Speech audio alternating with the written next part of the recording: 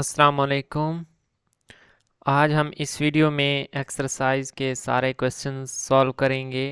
MCQs सबसे पहले और देन ऑल शॉर्ट क्वेश्चंस। ठीक है, आगे न्यूमेरिकल्स के लिए मैं एक अलहदा वीडियो बनाऊंगा, वो आप देख सकते हैं। और पीछे जो जितना भी पूरा चैप्टर था उसके सारे टॉपिक्स हमने कवर कर लिए हैं। अब हम क्या है एक्सरसाइज सॉल्व करने लगे हैं।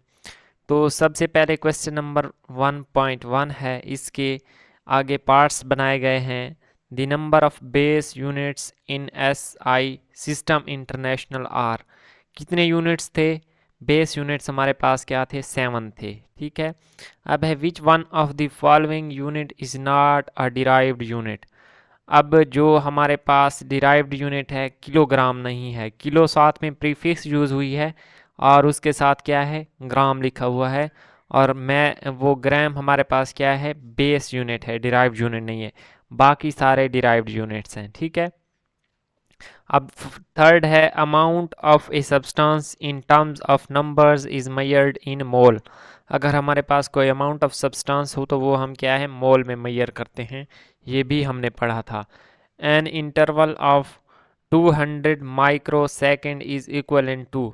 अब 200 माइक्रो सेकेंड को हम क्या लिख सकते हैं? अब सबसे पहले 200 को हम किस में स्टैंडर्ड फॉर्म में लिखें तो 2 ज़रब 10 की पावर 2 लिख सकते हैं। और माइक्रो की वैल्यू हमारे पास क्या है 10 की पावर -6 होती है।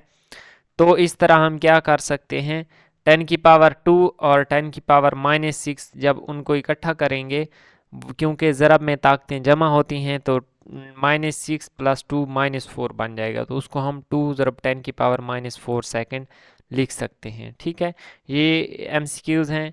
शॉर्ट क्वेश्चंस और लॉन्ग क्वेश्चन हम क्या है डिटेल के साथ लिख कर करेंगे। ये उम्मीद है आपको समझ आ गया होगा, अगर नहीं आया तो कमेंट सेक्शन में पूछ सकते हैं। Which one of the following is the smallest quantity. अब हमने इसमें से बताना है कि सबसे कम क्वांटिटी कौन सी है। ये है 0.01 ग्राम। अगर हम इसको स्टैंडर्ड फॉर्म में लिखें तो 2 दर्जे जब हम राइट साइड पे चलेंगे तो इसको 1 ज़रब 10 की पावर -2 ग्राम लिख सकते हैं। ठीक है, और 2 मिलीग्राम को मिली की वैल्यू हमारे पास क्या है 10 की पावर -3 होती है, तो ये वैल्यू इससे लेस है। और 10 ज़रब 100 माइक्रो माइक्रो 10 की पावर -6 होता है। और इसको अगर 100 से मल्टीप्लाई करें तो 1 ज़रब 10 की पावर -4 ग्राम बन जाएगा। ठीक है, और नैनो क्या है 10 की पावर -9 ग्राम होता है। जब उसको 5000 के साथ मल्टीप्लाई करेंगे तो उसकी स्टैंडर्ड फॉर्म बनेगी 5 ज़रब 10 की पावर -6। अब सबसे जो कम रकम है वो 10 की पावर -6 वाली है। ठीक है, जितनी माइनस में पावर बढ़ती जाएगी वो उसकी क्वांटिटी उतनी लेस होती जाएगी। ठीक है, अब है 6, which instrument is most suitable to measure the internal diameter of a test tube.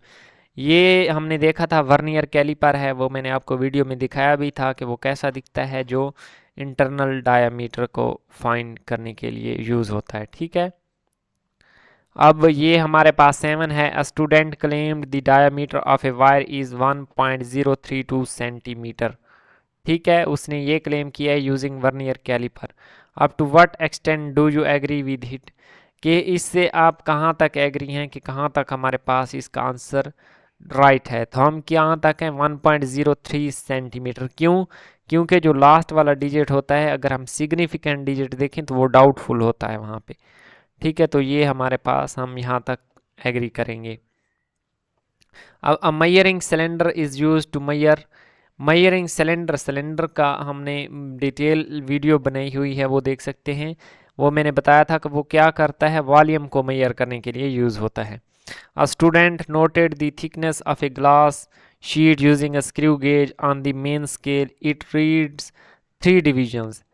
क्या स्क्रू गेज पे उसने क्या है 3 डिवीजन नोट किए हैं, while 8 division on the circular scale. अब सर्कुलर स्केल पे 8वीं डिवीजन है। अब इसका हमने क्या है क्या कैलकुलेट करना है, इट्स थिकनेस। अब जो सबसे पहले मेन स्केल की रीडिंग होती है उसको हम एज इट इज़ लिख लेते हैं 3.3 मिलीमीटर। ठीक है, वो मेन स्केल की हो गई, और जो सर्कुलर स्केल वाली होगी उसको लीस्ट काउंट के साथ मल्टीप्लाई करके मेन स्केल वाली रीडिंग में ऐड करना होता है। तो हमें पता है कि जो हमारे पास लीस्ट काउंट है हमारे पास स्क्रू गेज का वो है 0.01 मिलीमीटर। तो 0.01 को जब 8 के साथ मल्टीप्लाई करेंगे तो वो बनेगा 0.08 मिलीमीटर, और जब उसको 3 के साथ ऐड करेंगे तो वो बन जाएगा 3.08 मिलीमीटर। तो ये आंसर हमारे पास दुरुस्त है। अब है significant figures in an expression. अब हमारे पास सिग्निफिकेंट फिगर्स की डेफिनेशन हमने देखी थी, all the accurately known digits and the first doubtful digit is called significant figures. ठीक है, ये उसकी डेफिनेशन है। अब है what is the difference between base quantities and derived quantities, give 3 examples in each case. अब ये क्वेश्चन 1.2 है। अब हमने क्या करना है, इसकी डिफरेंस पहले बयान करना है और उसकी 3 एग्जांपल्स देनी है। ठीक है, 3 एग्जांपल्स देनी है। तो उनका डिफरेंस क्या है, सबसे पहले हमने क्या, डिफरेंस जब भी पूछा जाए तो उसको क्या है, हमने टेबल की फॉर्म में लिख लेना है। तो मैंने यहाँ पे ये टेबल बना लिया। ठीक है, एक साइड पे बेस क्वांटिटीज़ और एक साइड पे मैंने क्या कर दिया है, डिराइव्ड क्वांटिटीज़ को लिख दिया है। पहले उनकी ये डेफिनेशन लिख देंगे। फिजिकल क्वांटिटीज़ वो क्वांटिटीज़ होती हैं जिनको हम अदर क्वांटिटीज़ की फॉर्म में नहीं लिख सकते। The physical quantities that can not be defined in terms of other quantities are called base quantities. ठीक है, ये बेस क्वांटिटीज़ की डेफिनेशन है। फिजिकल तो वो होती हैं जिनको हम मेजर कर सकते हैं, जो भी क्वांटिटी हो। अब डिराइव्ड क्वांटिटीज़ की भी हमें डेफिनेशन पता है, लेक्चर में देखी थी। The quantities that are described in terms of base quantities are called derived quantities. अब हमने इसकी 3 एग्जांपल्स देनी थी। हमें बेस क्वांटिटीज़ की एग्जांपल्स भी पता है। ठीक है, यहाँ तक ये एग्जांपल्स तक आंसर ख़त्म हो जाता है। और अगर आप ज़्यादा लिखना चाहें तो उसके यूनिट्स के बारे में भी बता सकते हैं कि बेस क्वांटिटीज़ के लिए यूनिट्स बेस यूनिट्स होते हैं और डिराइव्ड के लिए डिराइव्ड यूनिट्स होते हैं। ठीक है, अब 3 बेस क्वांटिटीज़ कौन सी हैं, मैस, लेंथ, टाइम, और 3 डिराइव्ड क्वांटिटीज़ कौन सी हैं, एरिया, वॉल्यूम और डेंसिटी। अब नेक्स्ट क्वेश्चन है हमारे पास, pick out the base units in the following. अब हमें यहाँ पे क्या है, काफ़ी सारे यूनिट्स दिए गए हैं।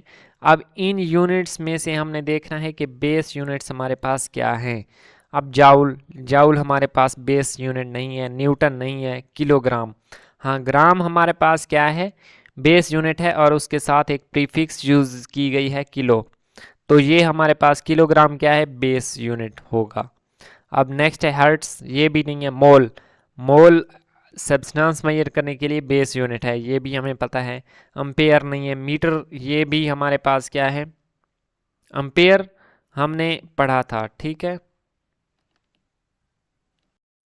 तो इलेक्ट्रिक करंट हमारे पास क्या है, उसको मेजर करने के लिए हम अम्पेयर का यूज़ करते हैं, जो कि इलेक्ट्रिक करंट बेस क्वांटिटी है, तो ये यूनिट भी बेस यूनिट ही होगा। मीटर भी बेस यूनिट है, और यहाँ पे केल्विन, ठीक है, आर दी बेस यूनिट्स। ये हमारे पास क्या है, बेस यूनिट्स थे।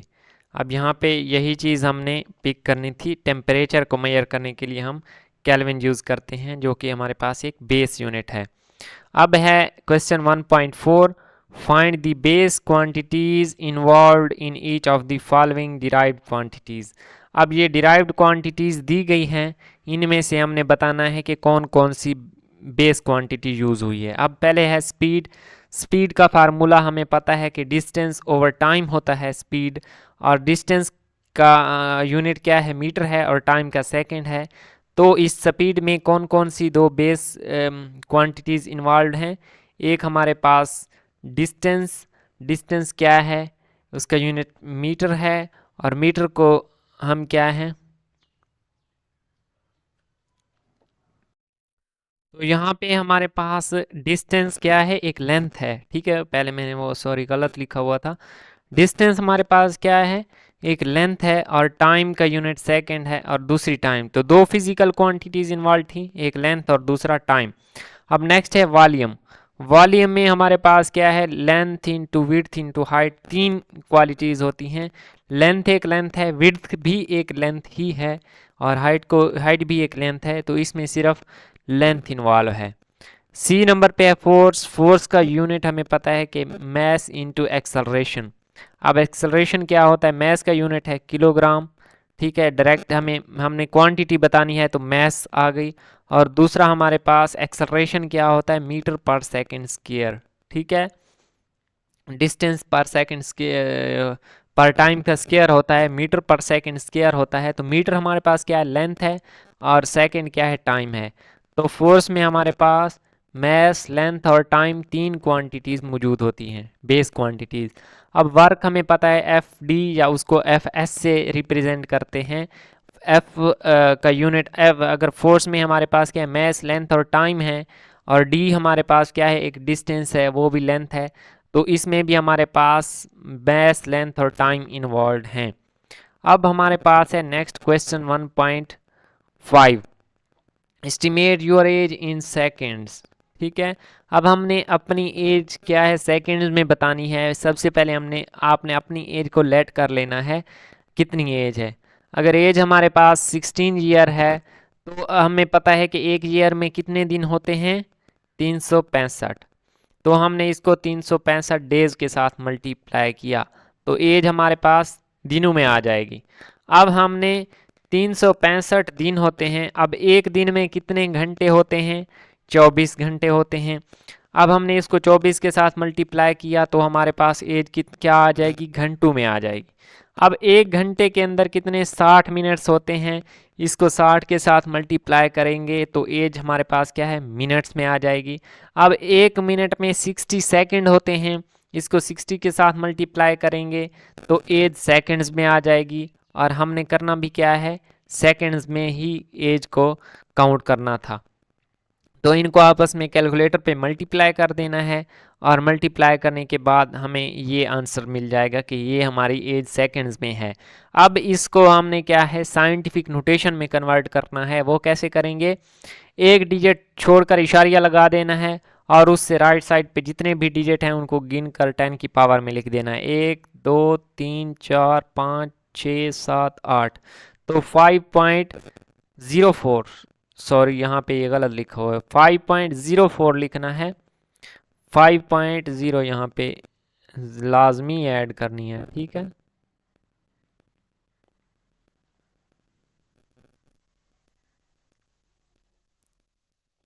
5.04 ज़रब 10 की पावर 8 सेकेंड, ये हमारे पास एज आ गई सेकेंड्स में, ठीक है। अब अपनी एज अगर 15 ईयर है, 13 ईयर है, तो उसी हिसाब से कैलकुलेट कर सकते हैं। अब है क्वेश्चन 1.6। क्वेश्चन 1.6 क्या है, what role SI units have played in the development of science.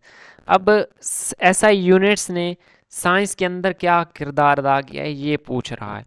तो जो हमारे पास एसआई यूनिट्स का बहुत अहम रोल है, वाइटल रोल अदा किया है उन्होंने। इसकी कुछ हम क्या है इसमें पॉइंट्स बताएंगे कि कौन कौन से ऐसे पॉइंट्स हैं जिनमें बहुत यूज़फुल किरदार अदा किया है, रोल अदा किया है एसआई यूनिट्स ने।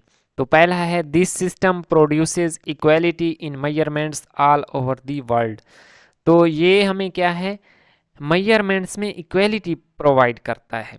अगर 1 किलोग्राम है, चाहे आप पाकिस्तान में हैं, चाहे आप इंडिया में हैं, चाहे आप अमेरिका में हैं, 1 किलोग्राम हर जगह बराबर वज़न होगा, 1000 ग्राम के इक्वल होगा 1 किलोग्राम हर जगह इक्वलिटी। पूरी वर्ल्ड के अंदर क्या है, 1 किलोग्राम की जो मिकदार है वो सेम रहेगी, उसको चेंज नहीं कर सकते। तो ये एक फ़ायदा हो गया। दूसरी बात है, it makes easy to interchange scientific and technical information. अब ये हमारे पास साइंटिफिक और टेक्निकल इंफॉर्मेशन को आसान बनाता है शेयर करना। कैसे, एसआई यूनिट्स के साथ प्रीफिक्सेस भी हैं, साइंटिफिक नोटेशन भी एसआई यूनिट्स के साथ है, ठीक है। तो वो हमने क्या है, बड़ी बड़ी रकमों को छोटा करके लिख सकते हैं, ये वही चीज़ है। It provides us a system of prefixes that makes our calculations easy, ये भी मैंने अभी बता दिया है। तो इसके कितने बहुत सारे फ़ायदे हैं, जितने आप लिखना चाहें मैंने यहाँ पे 3 बता दिए हैं जितने, क्योंकि जो आपका पेपर है होता है उसमें इतना ही काफ़ी है, ठीक है। अब नेक्स्ट क्वेश्चन है, what is mean by vernier constant. यहाँ पे हमने वर्नियर कांस्टेंट की डेफिनेशन बतानी है कि वर्नियर कांस्टेंट क्या होता है। The difference between one small division on main scale and one vernier scale division is called vernier constant. अब एक जो वर्नियर कैलिपर होता है, वर्नियर कैलिपर की जो हमारे पास क्या है, दो जबड़े होते हैं, एक फिक्स्ड होता है और एक मूवेबल होता है। जो मूवेबल होता है उसको हम वर्नियर स्केल कहते हैं, जो फिक्स होता है उसको, उस फिक्स के साथ एक स्केल बना हुआ था उसको हम मेन स्केल कहते हैं। अब मेन स्केल पे जो स्मॉल डिवीजन है उसका डिफरेंस वर्नियर स्केल के डिवीजन के साथ जो आता है उसको हम वर्नियर कांस्टेंट कहते हैं।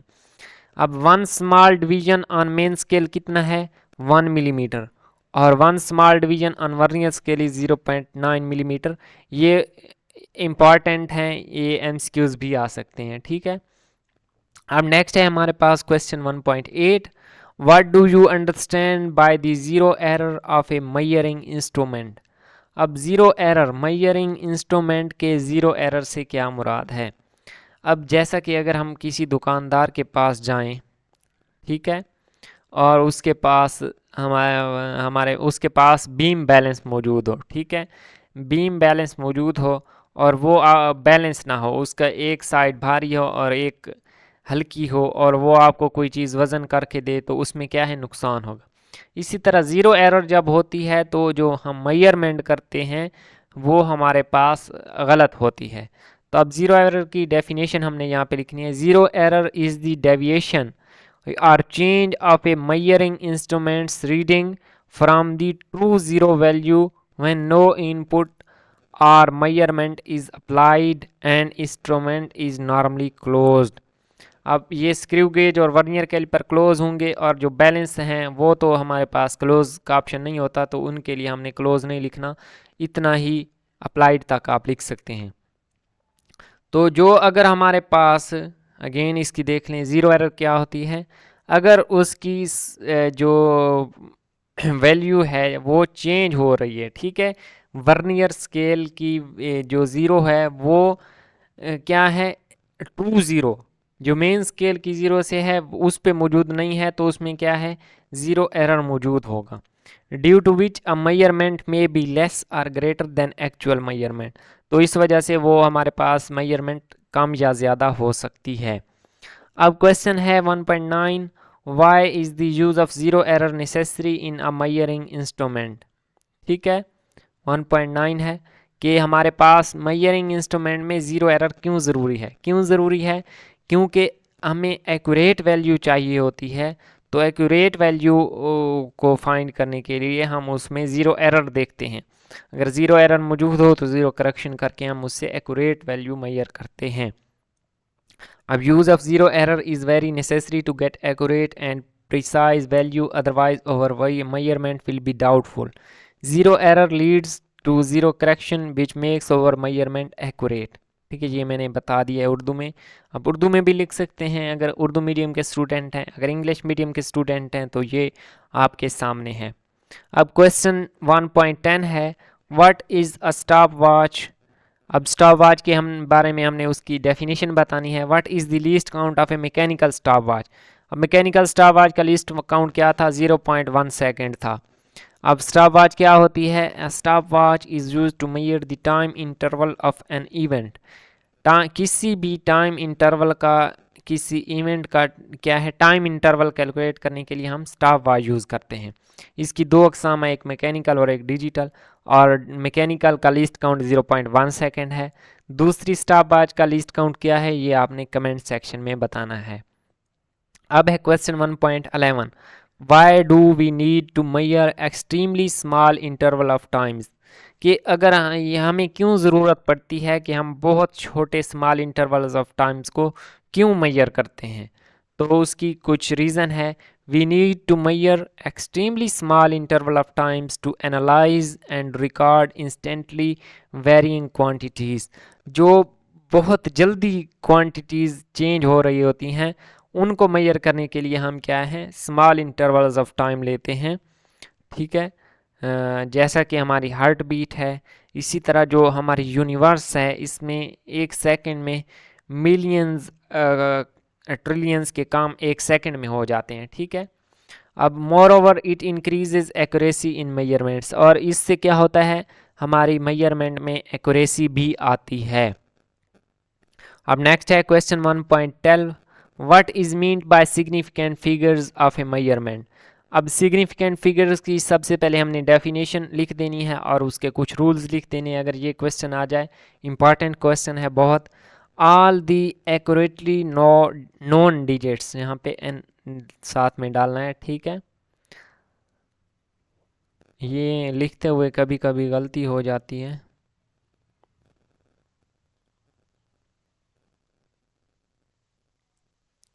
All the accurately known digits, ठीक है। And first doubtful digit in a measurement is called significant figures. अब इसके क्या है रूल्स, जो कि मैंने लेक्चर में बताए थे, यहाँ अगेन मैंने लिख दिए हैं। Non zero digits are always significant. अगर हमारे पास कोई डिजिट्स दिए गए हैं, कोई मिकदार दी गई है, उसमें अगर कोई सारे जितने नॉन ज़ीरो डिजिट्स हैं वो तो हैं ही सिग्निफिकेंट, और अगर ज़ीरो उन सिग्निफिकेंट नंबर्स के बीच में आ जाए तो वो भी सिग्निफिकेंट बन जाती है, और ज़ीरो अगर राइट साइड पे आ जाए तो वो भी सिग्निफिकेंट है, और लेफ़्ट साइड वाले ज़ीरो वो नॉन सिग्निफिकेंट है। ये हमने यहाँ पे इस क्वेश्चन के लिए लिख देना है। अब है question 1.13, how is precision related to the significant figures in a measured quantity. अब ये पूछ रहा है, क्वेश्चन को समझिए कि सिग्निफिकेंट फिगर्स और प्रिसीजन का आपस में क्या रिलेशन है, ठीक है। तो इनका क्या रिलेशन है वो हम देख लेते हैं। By using better instruments we can increase the significant figures. अगर हम क्या है इंस्ट्रूमेंट्स बेटर यूज़ करेंगे तो सिग्निफिकेंट फिगर्स को क्या है इंक्रीज कर सकते हैं। वो कैसे, अब जैसा कि हमने वर्नियर कैलिपर से जो वैल्यू ली थी वो मोर ज़्यादा उसमें सिग्निफिकेंट नंबर्स थे मीटर रूल से ज़्यादा, और अगर हम बात करें स्क्रू गेज की तो स्क्रू गेज की में जो सिग्निफिकेंट फिगर्स हैं वो वर्नियर कैलिपर से भी ज़्यादा हैं क्योंकि उसका लीस्ट काउंट कम है। और अब इनका रिलेशन क्या है, more significant figures mean greater precision. अगर हमारे पास ज़्यादा सिग्निफिकेंट नंबर्स होंगे तो हमारे पास जो डाटा होगा वो ज़्यादा क्या होगा, प्रिसाइज होगा। ये विद एग्जांपल मैंने पीछे लेक्चर में बताया था। अगर किसी पॉइंट की समझ नहीं आई तो कमेंट सेक्शन में पूछ सकते हैं, ठीक है। नेक्स्ट लेक्चर में हम क्या है न्यूमेरिकल प्रॉब्लम्स को देखेंगे, न्यूमेरिकल प्रॉब्लम्स सॉल्व करेंगे। अगर किसी पॉइंट की समझ नहीं आई तो कमेंट सेक्शन में पूछ सकते हैं। मिलते हैं नेक्स्ट वीडियो में। अल्लाह हाफिज़।